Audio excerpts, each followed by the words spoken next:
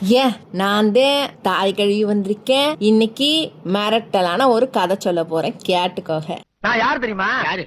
கதாசிரியரியா? இல்ல, நம்ம களத்தி மடம் இருக்குல்ல, அங்க இருக்கிற இளம் புயல் கபடி அணி பொண்ணுங்க 14 வயசுக்குள்ளத்தான் இருப்பாங்க. ஆனா இவங்க களத்துல மட்டும் இறங்கின காலேஜ் டீம்ஸே ஆடி போயிடுமா.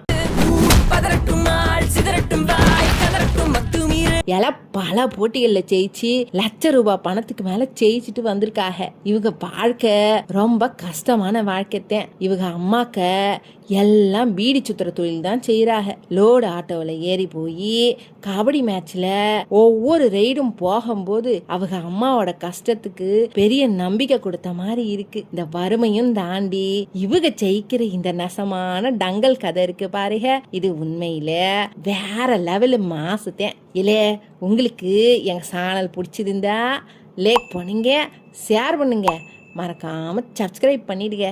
அப்படித்தான் சொல்லிவிட்டு போங்க.